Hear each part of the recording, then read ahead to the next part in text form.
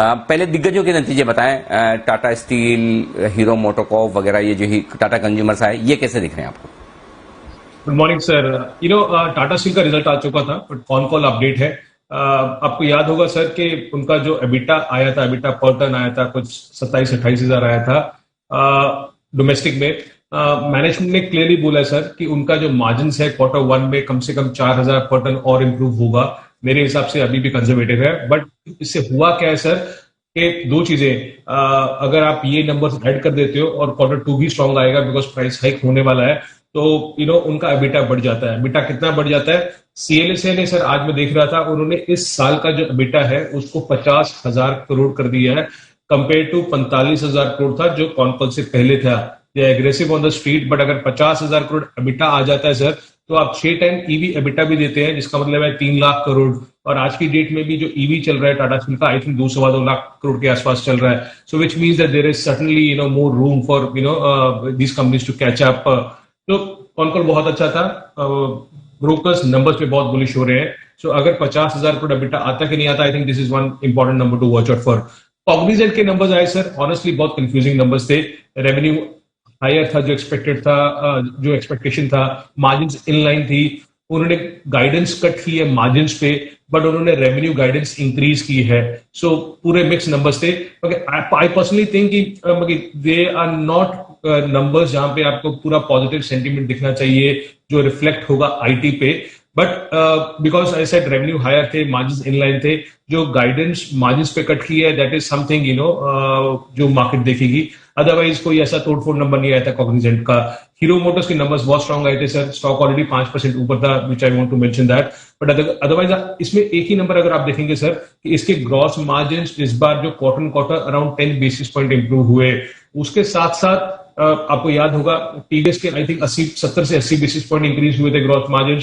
Bajaj auto के कम हुए थे, आई थिंक 90 बेसिस पॉइंट। तो हीरो मोटर्स ने अच्छा किया है in that pair group. Otherwise 1200 crore के आसपास का एबिटा आया। एक्सपेक्टेड था कि 1080, 1090 या 1100 के आसपास आएगा। तो 100-125 करोड़ का beat in terms of EBITDA है। सस्ता स्टॉक है सर, हमेशा से सस्ता रहा है। टीवीएस तो कहां पहुंचा हुआ है, ये 16-17 time next year FY22 earnings पे ट्रेड करता है, तो महंगा स्टॉक नहीं है।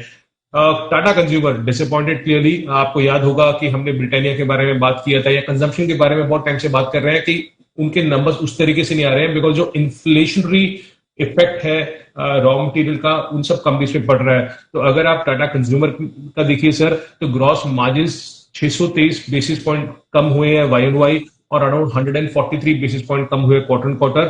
सर दो चीजें जरूरी है इसमें, एड स्पेंड्स बढ़े हैं 19% YoY, और नंबर्स अगर आप प्रॉफिट में एबिटा देखेंगे तो एबिटा कम हुआ। एबिटा 300 करोड़ आया है, कंपेयर टू एक्सपेक्टेशन था जो स्ट्रीट में 350 करोड़। तो अराउंड 15-20% का मिस है एबिटा पे। और पैट में एक एक्सेप्शनल आइटम है, एक्सेप्शनल लॉस है, इसलिए आपको वो नंबर्स बहुत ज्यादा कम दिख रहे हैं। But otherwise not at all a great set of numbers. जो नतीजे अच्छे आए और वैल्यूएशंस भी आकर्षक हैं, उस लिस्ट में कौन है stocks? So clearly, one company which has to be watched today is Praj Industries. We are biased. We have been recommending this company to our clients. That is a disclaimer. But Praj Industries के तोड़-फोड़ number आए sir मेरे हिसाब से।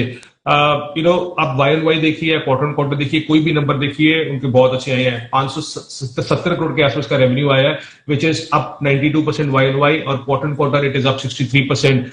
Philips capital cover करता है sir इस company को।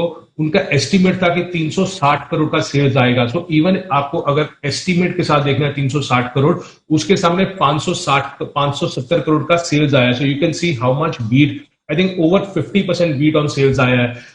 EBITDA margin, net profit, इसमें एक चीज बहुत जरूरी देखनी होती है सर, जो कि कंसोलिडेटेड ऑर्डर बुक होती है। इस बार ऑर्डर इनटेक इस क्वार्टर में 650 करोड़ था, वर्सेस 222 करोड़ जो क्वार्टर था, और 600 करोड़ जो YoY था। सो ऑर्डर इनटेक भी बढ़े जा रहा है। और सर जब हम शुगर की बात करते हैं, this is one company clearly जो आपको मालूम है कि हम which will get very very big benefit out of this entire ethanol investment which is happening to India.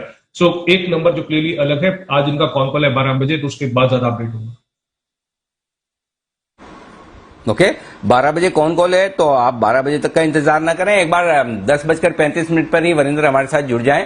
शिशिर जोशीपुरा साहब सी और एमडी जो प्राज इंडस्ट्रीज के, वो हमारे साथ जुड़ने वाले हैं और न्यूज पर यूज सेगमेंट में हम उनसे नतीजे पर और आगे के लिए बातचीत करेंगे। लेकिन इस बातचीत से याद आया, जो बातचीत आपने कल की है उसकी कुछ खास बातें मैं जानना चाहता हूं शुगर सेक्टर को लेकर, चूंकि शुगर की बात निकली, प्राज इंडस्ट्री की बात निकली है। नरेंद्र मुरकुंडी साहब जो कि श्री रेणुका शुगर के प्रमोटर रहे हैं, उनके साथ क्या क्या खास निकल कर आया है, 3-4 जो बड़ी बात आपको शुगर सेक्टर, वैसे तो आपकी गहरी पकड़ है ही है, उनसे बात करके क्या लगा? सर सबसे इंपॉर्टेंट पॉइंट ये लगा कि ये अगर आप सिक्लिकल ही देख रहे हो इसको, तो उसको देखना गलत है। ये अभी स्ट्रक्चरल चेंजेस हो रहे हैं जो कि लास्ट 1 महीने में, 2 महीने में, 6 महीने में नहीं हुए हैं। ये जो बीज है गवर्नमेंट ने बोझे थे इस सेक्टर के लिए लास्ट 4-5 साल से, तो उसका इम्पैक्ट आ रहा है।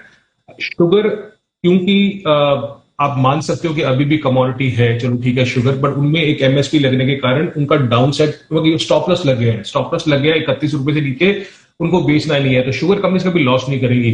ऊपर कितना जाएंगे ये देखना है। अभी ऊपर जाने का मतलब तभी होता है सर जब सप्लाई सिस्टम में कम होती रहती है। सप्लाई कम क्यों हो रही है सर?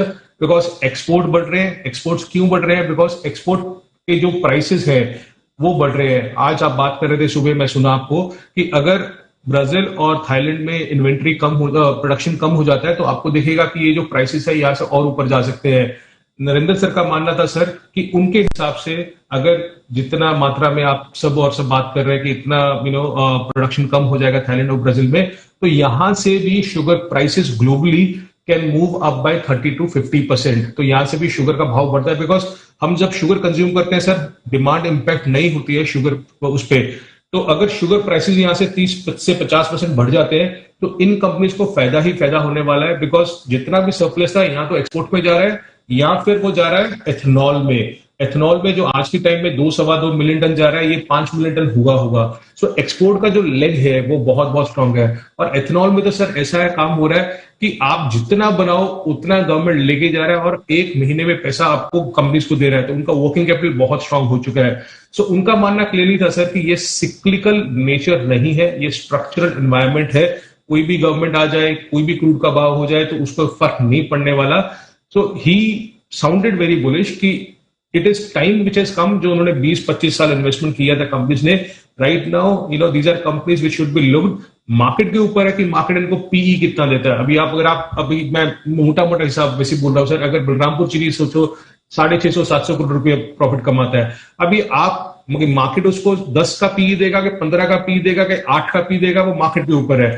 तो अभी जो वैल्यूएशन री-रेटिंग होगा उस कंपनीज का, वो उसके ऊपर होगा जिस तरीके से इन कंपनीज को इन्वेस्टर्स देखते हैं। आज के टाइम में sir I can tell you there are so many companies जो शुगर में है, जो आज भी 2 टाइम 3 टाइम पी पे चल रही है। सो फॉरगेट अबाउट 10 का पी, 2 या 3 पी पे भी बहुत कंपनीज चल रही है।